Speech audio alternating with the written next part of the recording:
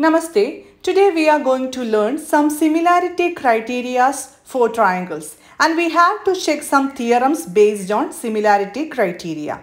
We have already learned some theorems, that is BPT theorem and its converse. Now we are going to check theorem 6.3. Theorem 6.3 states that if in two triangles corresponding angles are equal, then their corresponding sides are in the same ratio, and hence the two triangles are similar.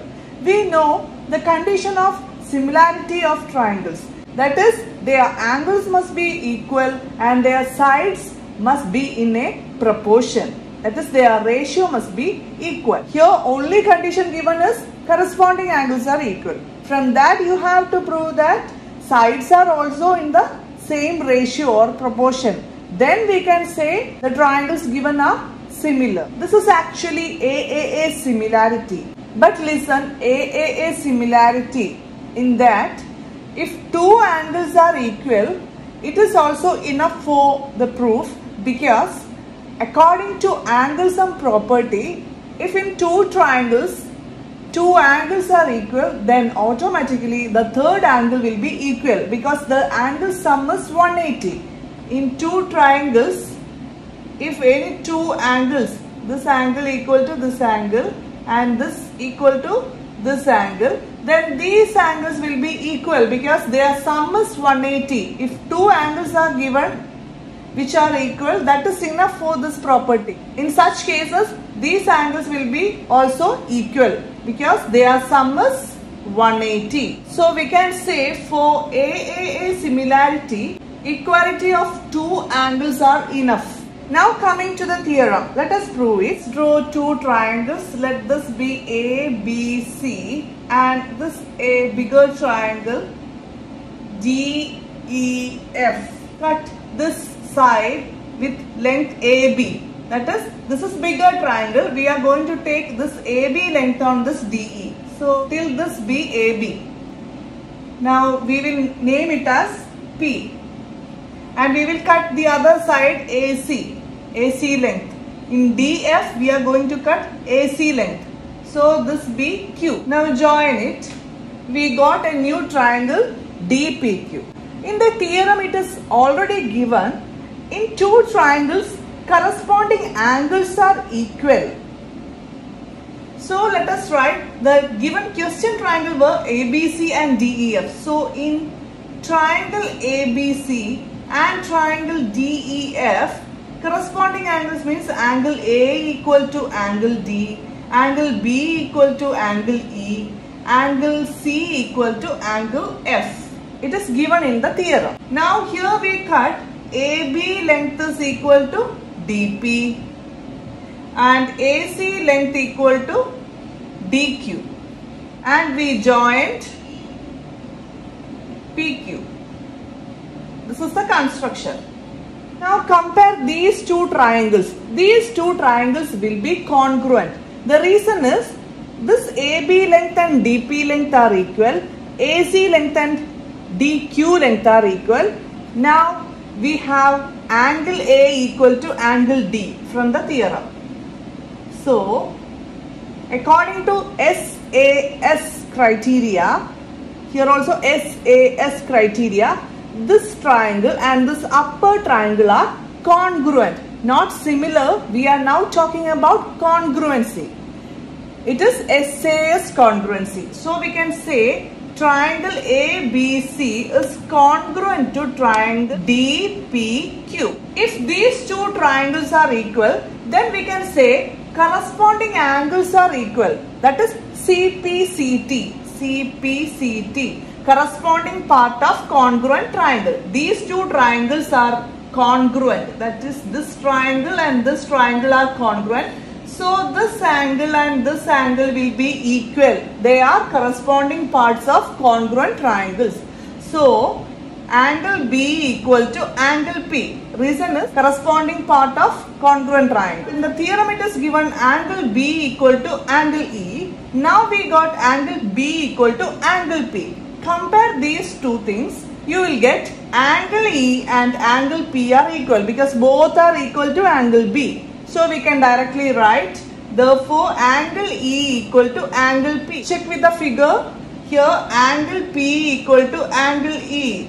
These two angles are equal. If a transversal is falling on two lines and here in the position of corresponding angles are equal, then we can say these lines will be parallel. Using that theorem, here you can see a transversal here. These are two lines and here they are in the position of corresponding angles and we got they are equal. That means PQ and EF, that is these two lines will be parallel.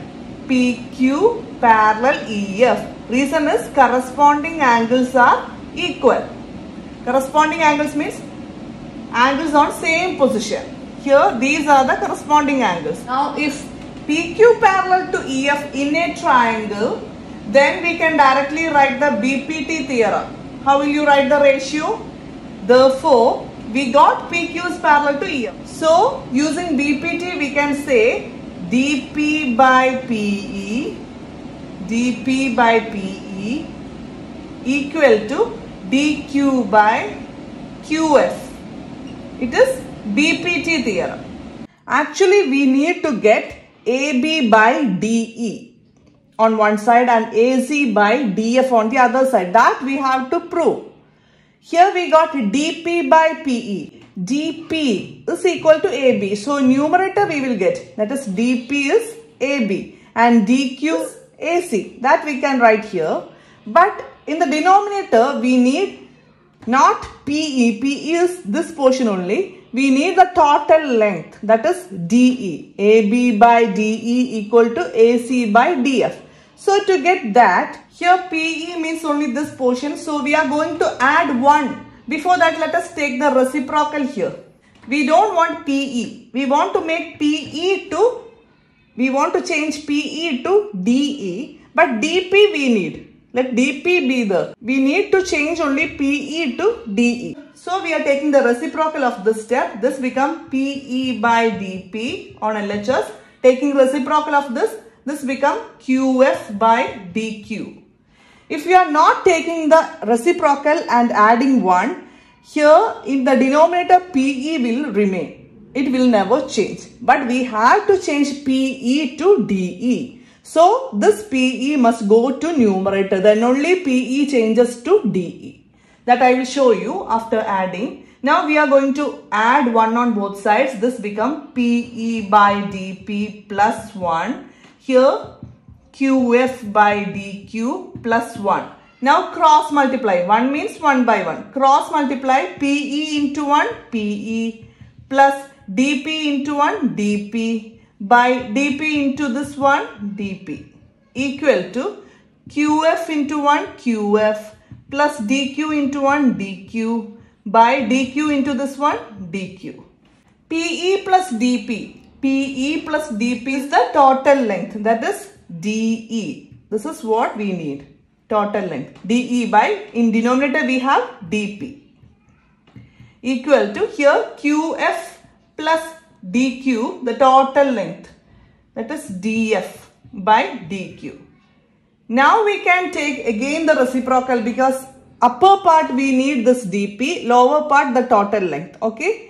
So we are taking the reciprocal again. This becomes, after taking reciprocal, dP by dE equal to this reciprocal dQ by dF. Now we have dP on numerator and dQ on this numerator. Compare with the figure, we can see dP length is AB length that we have already taken. At the beginning of the proof, we took AB and dP length are equal. That you can check. AB is equal to dP. And also we told AC length and DQ length are equal. So we are substituting that here. That means instead of DP, we are going to write AB. AB by DE is there in the denominator equal to, instead of DQ, we will write AC. AC by DF. Now we got the sides proportionality. That is what we have to prove. That is AB by DE equal to AC by DF. So we got here AB by DE equal to AC by DF. That is because we constructed a line here. Now if we are constructing like this, we will get BC by EF also. Okay. So that is another construction. All the other steps are same, but only thing different is we are constructing a line through here. Then we will get this side's proportionality also. That we don't want to prove here. We can say similarly. Okay. Similarly, we can prove BC by EF is also equal to this. So we got the sides proportionality. The only hint in the theorem given was angles are equal. We proved that sides are also in the same ratio. For that, we constructed a smaller triangle inside this bigger one with the same length of smaller triangle. We proved that AB by DE equal to AC by DF, that is sides proportional. So we can say if in two triangles corresponding angles are equal, if they are given, then their sides, that is corresponding sides, are in the same ratio. We proved it. The condition for similarity is angles equality and sides proportionality. Here angles equality was given. We proved the sides proportionality. So these two triangles are similar. This is theorem 6.3.